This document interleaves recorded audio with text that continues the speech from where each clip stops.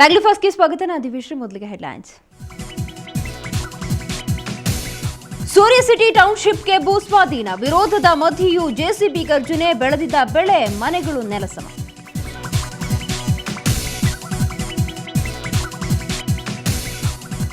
ಹುಟ್ಟುತ್ತಲೇ ತಾಯಿ ಕಳೆದುಕೊಂಡ ನತದೃಷ್ಟ, ಕೊನೆಗೂ ಶಿಶು ಮಂದಿರಕ್ಕೆ ನವಜಾತ ಶಿಶು ಹಸ್ತಾಂತರ. ಪತ್ನಿ ಬೇಡ ಎಂದಿದ್ದ ಗಂಡನಿಗೆ ಈಗ ಮಗು ಬೇಕಂತೆ.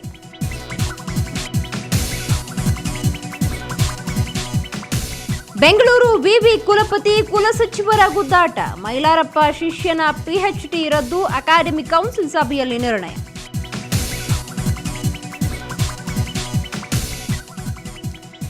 ಮಾರ್ಕೆಟ್ಗೆ ಬಂದಿದೆ ಕಾರ್ಬೈಡ್ ಯುಕ್ತ ಮಾವು, ರಾಸಾಯನಿಕಗಳನ್ನು ಬಳಸದಂತೆ ರೈತರಿಗೆ ವಿಶೇಷ ಸೂಚನೆ. ಚಿಂತೆ ಬಿಡಿ, ಮ್ಯಾಂಗೋ ತಿನ್ನಿ.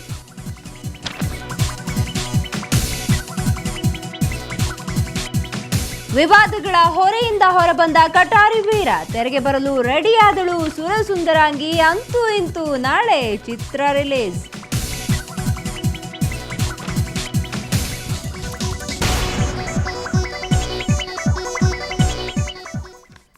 ಆನೇಕಲ್ನ ಕೆಲವು ಗ್ರಾಮಗಳು ಇವತ್ತು ಎಂದಿನಂತೆ ಇರಲಿಲ್ಲ. ರೈತರ ವಿರೋಧದ ನಡುವೆ ಸೂರ್ಯ ಸಿಟಿ 2ನೇ ಹಂತದ ಟೌನ್ಶಿಪ್ಗಾಗಿ ಭೂಮಿಯನ್ನ ಸ್ವಾಧೀನಪಡಿಸಿಕೊಳ್ಳುವ ಕೆಲಸ ಆರಂಭವಾಗಿದೆ. ಬೆಳ್ಳಂಬೆಳಗ್ಗೆ ಜೆಸಿಬಿ ಯಂತ್ರಗಳೊಡನೆ ಬಂದ ಅಧಿಕಾರಿಗಳು ಹಲವು ಗ್ರಾಮಗಳಲ್ಲಿ ಕಾರ್ಯಾಚರಣೆ ನಡೆಸಿದರು.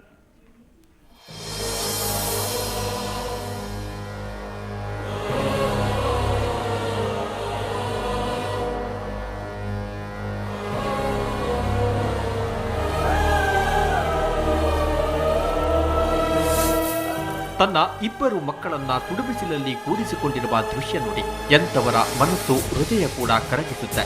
ಈ ತಾಯಿ ಹೀಗೆ ಕೂಡಲು ಕಾರಣ ಕರ್ನಾಟಕ ಗೃಹ ಮಂಡಳಿ. ಬೆಂಗಳೂರು ಹೊರವಲಯ ಆನೇಕಲ್ ತಾಲೂಕಿನಲ್ಲಿ ಕರ್ನಾಟಕ ಗೃಹ ಮಂಡಳಿ 2ನೇ ಹಂತದ ಸೂರ್ಯ ಸಿಟಿ ಟೌನ್ಶಿಪ್ ನಿರ್ಮಿಸಲು ಮುಂದಾಗಿದ್ದಾರೆ. ಇದಕ್ಕಾಗಿ ರಾಜಾಪುರ, ಹಿನ್ನಕ್ಕಿ ಹಾಗೂ ಬನಹಳ್ಳಿ ಗ್ರಾಮಗಳ 550ಕ್ಕೂ ಹೆಚ್ಚು ಎಕರೆ ವಶಕ್ಕೆ ಮುಂದಾಗಿದ್ದಾರೆ. ರೈತರ ತೀವ್ರ ವಿರೋಧದ ನಡುವೆಯೂ ಜೆಸಿಬಿ ಮೂಲಕ 3 ಮನೆ ನೆಲಸಮಗೊಳಿಸಲಾಯಿತು.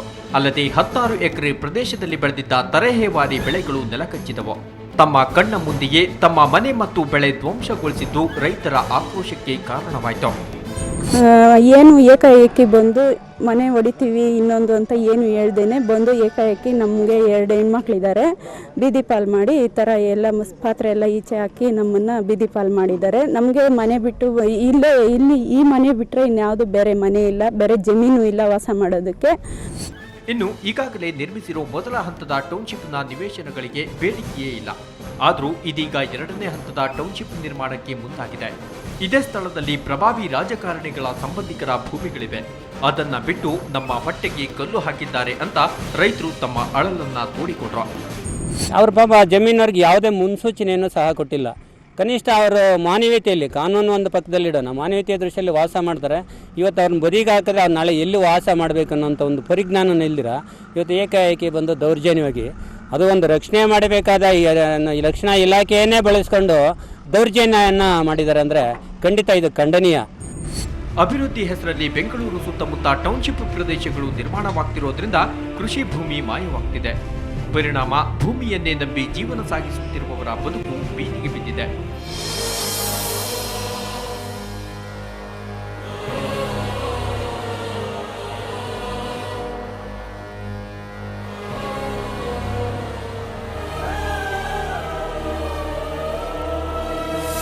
ಕ್ಯಾಮರಾ ಪರ್ಸನ್ ರವಿಕುಮಾರ್ ಜೊತೆ ಮಂಜುನಾಥ್, ಆನೇಕಲ್.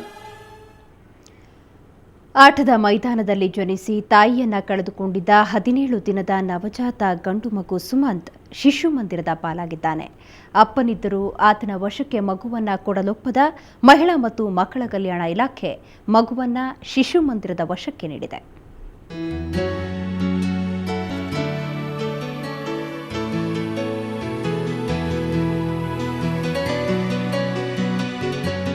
ಎಲ್ಲ ಸರಿಯಾಗಿದ್ದಿದ್ರೆ ಈ ಮುದ್ದಾದ ಮಗುವನ್ನ ಇದರ ತಾಯಿಯೇ ಹೀಗೆತ್ಕೊಂಡು ಮನೆಗೆ ಹೋಗ್ಬೇಕಿತ್ತು. ಆದ್ರೆ ವಿಧಿಯಾಟವೇ ಬೇರೆ. ಏಪ್ರಿಲ್ 22ರಂದು ಬಸವೇಶ್ವರ ನಗರದ ಆಟದ ಮೈದಾನದಲ್ಲಿ ವಾಕಿಂಗ್ಗೆ ಬಂದಿದ್ದ ಪೂರ್ಣಿಮಾ ಅಲ್ಲಿಯೇ ಮುದ್ದಾದ ಗಂಡು ಮಗುವಿಗೆ ಜನ್ಮ ನೀಡಿದ್ರು. ಆದರೆ ತೀವ್ರ ರಕ್ತಸ್ರಾವದಿಂದಾಗಿ ಆಸ್ಪತ್ರೆ ಸೇರುವಷ್ಟರಲ್ಲಿ ಕೊನೆಯುಸಿರೆಳೆದಿದ್ರು. ಮಗುವನ್ನ ವಾಣಿ ವಿಲಾಸ ಆಸ್ಪತ್ರೆಯಲ್ಲಿ ಇರಿಸಲಾಗಿತ್ತು. ನಿನ್ನೆ ಈ ಮಗುವಿನ ಬಗ್ಗೆ ವಿಚಾರಣೆ ನಡೆಸಿದ ಕೋರ್ಟ್ ಮಗುವನ್ನ ತಂದೆಯ ವಶಕ್ಕೆ ಒಪ್ಪಿಸದೆ ಸದ್ಯಕ್ಕೆ ಶಿಶುಮಂದಿರದಲ್ಲೇ ಇರಿಸೋ ನಿರ್ಧಾರಕ್ಕೆ ಬಂದಿದೆ.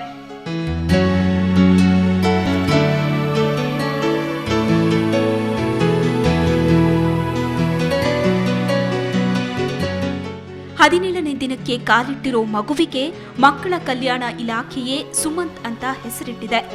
ಮಗು ಆರೋಗ್ಯವಾಗಿದ್ದುದರಿಂದ ಮಗುವನ್ನ 3 ದಿನದ ಮೊದಲೇ ತಂದೆಯ ವಶಕ್ಕೆ ಒಪ್ಪಿಸಬೇಕಿತ್ತು. ಆದರೆ ಮಗುವಿನ ತಂದೆ ಮೋಹನ್ ಪತ್ನಿ ಪೂರ್ಣಿಮಾಳಿಂದ ದೂರವಾಗಿದ್ದ ಹಿನ್ನೆಲೆಯಲ್ಲಿ ಮಕ್ಕಳ ಕಲ್ಯಾಣ ಸಮಿತಿ ಮಗುವನ್ನ ಆಸ್ಪತ್ರೆಯಲ್ಲೇ ಉಳಿಸಿಕೊಂಡಿತ್ತು. ಇಂದು ಮಕ್ಕಳ ಕಲ್ಯಾಣ ಸಮಿತಿಯ ಸದಸ್ಯರು, ಬಸವೇಶ್ವರನಗರ ಪೊಲೀಸರು ಹಾಗೂ ಮಗುವಿನ ತಂದೆ ಮೋಹನ್ ಸಮ್ಮುಖದಲ್ಲಿ ಮಗುವನ್ನ ಶಿಶುಮಂದಿರಕ್ಕೆ ಹಸ್ತಾಂತರಿಸಲಾಯಿತು. ಆದರೆ ಮಗು ತನ್ನ ವಶಕ್ಕೆ ಸಿಕ್ಕೇ ಸಿಗುತ್ತೆ ಅನ್ನೋ ವಿಶ್ವಾಸ ವ್ಯಕ್ತಪಡಿಸ್ತಾನೆ ಮಗುವಿನ ತಂದೆ ಮೋಹನ್. ನಾನೇ ಮಗ ತಗೊಂಡೋಗಿ ಸಾಕೊಂಡ್ತೀನಿ. ನಿನ್ನೆ ಈರಿಂಗಲ್ಲಿ ಏನು ಹೇಳಿಲ್ಲ, ಬಂದು ಇಲ್ಲಿ ಕಳಿಸಿದ್ರು. ಅಲ್ಲಿಂದ ಡಾಕ್ಟರ್ ಎಲ್ಲ ಸೈಡ್ ಮಾಡಿಕೊಂಡು ಇವತ್ತು ಮಗನ ಕೊಟ್ಟವ್ರೆ. ಅಲ್ಲಿಗೆ ಶಿಶು ಮಂದಿರ ಕರ್ಕೊಂಡು ಹೋಗ್ಬಿಟ್ಟು ಅಲ್ಲಿ ಕೋರ್ಟ್ ಇದೆ, ಆ ಕೋರ್ಟಿಂದ ನೀವು ತಗೊಂಡು ಹೋಗ್ಬೇಕು ಅಂತ ಡಾಕ್ಟರ್ ಹೇಳವ್ರೆ. ನಮ್ಗೆ ಅಂತ ಹೇಳಿದ್ದಾರೆ. ಶಿಶು ಮಂದಿರ ಅಲ್ಲಿ ಒಂದು ಕೋರ್ಟ್ ಇದಂತೆ, ಅವರಿಂದ ನಿಮ್ ತಗೋಬೇಕು. ಮಗುವನ್ನ ಯಾರ ವಶಕ್ಕೆ ಒಪ್ಪಿಸಬೇಕೆಂಬ ವಿಚಾರಣೆ ಮುಂದಿನ ಮಂಗಳವಾರ ನಡೆಯಲಿದೆ. ಅಲ್ಲಿವರೆಗೆ ಮಗುವಿನ ತಂದೆ ಕಾಯಬೇಕಾಗಿರೋದು ಅನಿವಾರ್ಯ. ರಜನಿ ಎಂಜಿ, ಸುವರ್ಣ ನ್ಯೂಸ್ 24/7 ಬೆಂಗಳೂರು. ಹಿಂದೂ ಧರ್ಮದಿಂದ ಮುಸ್ಲಿಂ ಧರ್ಮಕ್ಕೆ ಮತಾಂತರಿಸಿ ಆಕೆಯನ್ನ ಮದುವೆಯಾಗಿದ್ದ. ಅಲ್ಲದೆ 20 ವರ್ಷ ಕಾಲ ಸಂಸಾರ ಕೂಡ ನಡೆಸಿದ್ದ. ಆದರೆ ಪತಿರಾಯ ಮನೆ ದಾಖಲೆ ಪತ್ರ ಅಂತ ಹೇಳಿ ವಿಚ್ಛೇದನ ಪತ್ರಕ್ಕೆ ಸಹಿ ಮಾಡಿಸಿಕೊಂಡು ಪತ್ನಿಗೆ ವಂಚಿಸಲು ಹೊರಟಿದ್ದಾನೆ.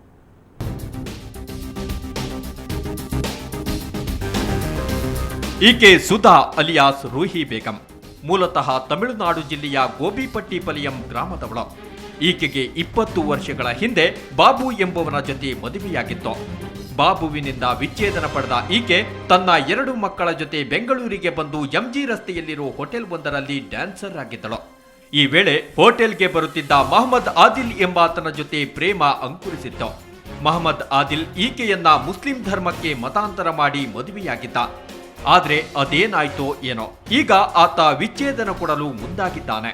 ಸುಳ್ಳೆಲ್ಲಿ ನನ್ನ ಮದುವೆ ಮಾಡಿ ಇಷ್ಟು ವರ್ಷ ಇದ್ದ ಮೇಲೆ ನನ್ನ ಹತ್ರ ಏನಿದ್ದು ಉಡವೆಗಳಿದ್ದೋ, ದುಡ್ಡು ಸ್ವಲ್ಪ ಇತ್ತು, ಎಲ್ಲ ತಗೊಂಡ್ರು. ಅದು ಮಾಡಬೇಕು, ಇದು ಮಾಡಿ ಬಿಸ್ನೆಸ್ ಮಾಡಬೇಕು ಅಂತ ನಾನು ಕೊಟ್ಟೆ. ಗಂಟಲ್ಲ ನನಗೆ ಬಾಲು ಕೊಟ್ಟರು ನಮ್ಮ ಮಕ್ಕಳಿಗಂತ.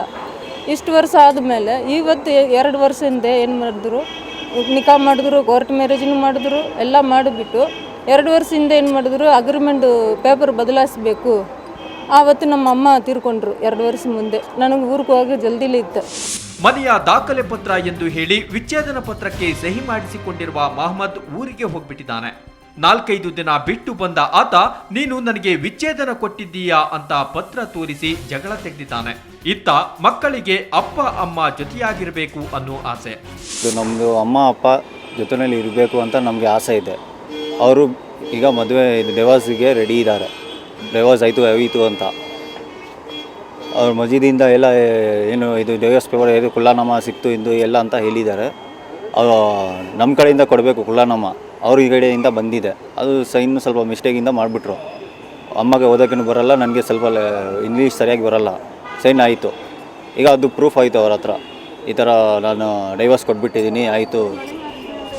ಮಹಮ್ಮದ್ ಆದಿಲ್ ಮಾಡಿರುವ ಗನಂಧಾರಿ ಕೆಲಸಕ್ಕೆ ಇಸ್ಲಾಂ ಧರ್ಮದಲ್ಲಿ ಅವಕಾಶವಿಲ್ಲ. ಬೇಡವೆಂದಾಗ ದೂರ ಮಾಡುವುದು ಸರಿಯಲ್ಲ ಅಂತಾರೆ ಸ್ಥಳೀಯರು. ಈ ಜಗಳ ಈಗ ಪೊಲೀಸ್ ಠಾಣೆಯ ಮೆಟ್ಟಿಲೇರಿದ್ದು ಪೊಲೀಸರು ಯಾವ ಕ್ರಮಕ್ಕೆ ಮುಂದಾಗುತ್ತಾರೆ ಅನ್ನುವುದನ್ನ ಕಾದು ನೋಡಬೇಕು. ಅಶ್ವಥ್ ಎಸ್ಎನ್, ಕ್ರೈಮ್ ಬ್ಯೂರೋ, ಸುವರ್ಣ ನ್ಯೂಸ್ 24/7 ಬೆಂಗಳೂರು. ಬೆಂಗಳೂರು ವಿವಿಯ ಕುಲಪತಿ ಮತ್ತು ಕುಲ ಸಚಿವರ ಗುದ್ದಾಟದಲ್ಲಿ ವಿಸಿ ಪ್ರಭುದೇವ್ ಮೇಲುಗೈ ಸಾಧಿಸಿದ್ದಾರೆ. ಕೃತಿ ಚೌರ್ಯ ಆರೋಪಕ್ಕೆ ಒಳಗಾದ ಮೈಲಾರಪ್ಪರ ಶಿಷ್ಯ ವೆಂಕಟರಮಣಪ್ಪರ ಪಿಎಚ್ಡಿ ಪದವಿಯನ್ನ ಪ್ರಭುದೇವ್ ರದ್ದು ಮಾಡಿದ್ದಾರೆ. ಇದರಿಂದ ಕೆರಳಿರುವ ಮೈಲಾರಪ್ಪ ಪ್ರಭುದೇವ್ ವಿರುದ್ಧ ಮತ್ತೆ ತೊಡೆ ತಟ್ಟಲು ರೆಡಿಯಾಗಿದ್ದಾರೆ. ಬೆಂಗಳೂರು ವಿಶ್ವವಿದ್ಯಾಲಯ ದಿನಕ್ಕೊಂದು ವಿವಾದಗಳ ಕೇಂದ್ರ ಬಿಂದುವಾಗ್ತಾ ಇದೆ. ಸೆಂಟ್ರಲ್ ಕಾಲೇಜಿನಲ್ಲಿ ಇವತ್ತು ವಿಶೇಷ ವಿವಿ ಅಕಾಡೆಮಿಕ್ ಕೌನ್ಸಿಲ್ ಸಭೆ ನಡೆಯಿತು. ಇದರಲ್ಲಿ ಕುಲಸಚಿವ ಮೈಲಾರಪ್ಪ ಶಿಷ್ಯ ವೆಂಕಟರಮಣಪ್ಪಗೆ ನೀಡಿದ್ದ ಪಿಎಚ್ಡಿ ಪದವಿ ರದ್ದುಪಡಿಸಲು ನಿರ್ಣಯ ಕೈಗೊಂಡಿದೆ. ಈ ಸಭೆಯಿಂದ ಮೈಲಾರಪ್ಪ ಅವರನ್ನ ಹೊರಗಿಡಲಾಗಿತ್ತು. ವೆಂಕಟರಮಣಪ್ಪ 2003ರಲ್ಲಿ ಗ್ರಾಮೀಣ ಕರ್ನಾಟಕದ ಸಣ್ಣ ರೈತರು ಒಂದು ಸಮಾಜಶಾಸ್ತ್ರೀಯ ಅಧ್ಯಯನ ಎಂಬ ವಿಷಯದ ಮೇಲೆ ಸಂಶೋಧನಾ ಪ್ರಬಂಧ ಮಂಡಿಸಿದ್ರು. ವಿಪರ್ಯಾಸ ಅಂದ್ರೆ ಈ ಪ್ರಬಂಧವನ್ನ ಮೈಲಾರಪ್ಪನವರ ಪುಸ್ತಕದಿಂದಲೇ ಕೃತಿ ಚೌರ್ಯ ಮಾಡಲಾಗಿತ್ತು. ಈ ಎಲ್ಲ ಹಿನ್ನೆಲೆಯಲ್ಲಿ ಅಕಾಡೆಮಿಕ್ ಕೌನ್ಸಿಲ್ ಸದಸ್ಯರು ಒಮ್ಮತದ ತೀರ್ಮಾನ ಕೈಗೊಂಡಿದ್ದಾರೆ.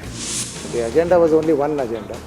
That was ಹೈಕೋರ್ಟಿನ ಡಿಸಿಷನ್ ಏನಿದೆ ಅದು it had directed the vice chancellor ಅದರ ಸಬ್ಜೆಕ್ಟನ್ನು ನೀವು ಆರ್ಟಿಕಲ್ 70 ಪ್ರಕಾರ ಅಕಾಡೆಮಿಕ್ ಕೌನ್ಸಿಲಲ್ಲಿಟ್ಟು ಅದನ್ನು ಪಾಸ್ ಮಾಡಿಸಿ ಅನ್ನೋ ಡೈರೆಕ್ಷನ್ನು ವೈಸ್ ಚಾನ್ಸಲರಿಗೆ ಬಂದಿತ್ತು. ಆದ್ದರಿಂದ ಈ ಒಂದು ಅಕಾಡೆಮಿಕ್ ಕೌನ್ಸಿಲ್ ಮೀಟಿಂಗ್ ಕರೆದು ಆ ಒಂದು ಸಬ್ಜೆಕ್ಟನ್ನು ಎಂಡಾರ್ಸ್ ಆಗಿ ಯುನಾನಿಮಸ್ ಡಿಸಿಷನ್ ಆಗಿದೆ that the degree should be withdrawn. ಆದರೆ ಈ ಕ್ರಮಕ್ಕೆ ರಿಜಿಸ್ಟ್ರಾರ್ ಮೈಲಾರಪ್ಪ ಕಿಡಿಕಾರಿದ್ದಾರೆ. ಇದು ನನ್ನ ಚಾರಿತ್ರ್ಯ ವಧೆ ಮಾಡೋ ಹುನ್ನಾರ ಅಂತ ಪ್ರತಿಕ್ರಿಯಿಸಿದ್ದಾರೆ. ಈಗ ಇದರಿಂದ ವೆಂಕಟರಮಣಪ್ಪ ಯಾರೋ ಹೂ ನೋಸ್ ನಿಮ್ಗೆ ಗೊತ್ತಿಲ್ಲ ಅವನು ಯಾರೋ. ಇದು ನನ್ನ ಮೇಲೆ ಇರೋ ಸಿಟ್ಟು ಬಿಟ್ಟರೆ ಒಬ್ಬ ಕ್ಯಾಂಡಿಡೇಟ್ ಅವನ PhD ಇದು ಅಲ್ಲವೇ ಅಲ್ಲ. ಆದರೆ ನಾನು ಹೇಳ್ತಾ ಇದ್ದೀನಿ, ನನ್ನ ಹತ್ರ ಸುಪ್ರೀಂ ಕೋರ್ಟ್ ಜಡ್ಜ್ಮೆಂಟ್ ಇದೆ, ಹೈಕೋರ್ಟ್ ಜಡ್ಜ್ಮೆಂಟ್ ಇದೆ, ಹೈಕೋರ್ಟ್ 2 ಜಡ್ಜ್ಮೆಂಟ್ ಇದೆ, ಜೊತೆಗೆ ಗವರ್ನರ್ ಲೆಟ್ರ್ ಇದೆ, ಡಿವೋ ಲೆಟ್ರು. ಇದರಲ್ಲೆಲ್ಲಾದರೂ 2 ಪೇಜ್ ಲೆಟ್ರಲ್ಲಿ ಎಲ್ಲಾದರೂ ಮೈಲಾರಪ್ಪ ಅಂತಾಗಲಿ ಅವ್ರ ಇನ್ವಾಲ್ವ್ಮೆಂಟ್ ಆಗಲಿ ಅಂತ ಇದ್ರೆ ತೋರಿಸಿ, I resign just now, right now. ಕುಲಪತಿ ವರ್ಸಸ್ ಕುಲಸಚಿವರ ಈ ಯುದ್ಧದಲ್ಲಿ ಕುಲಸಚಿವರಿಗೆ ಮುಖಭಂಗವಾಗಿದೆ.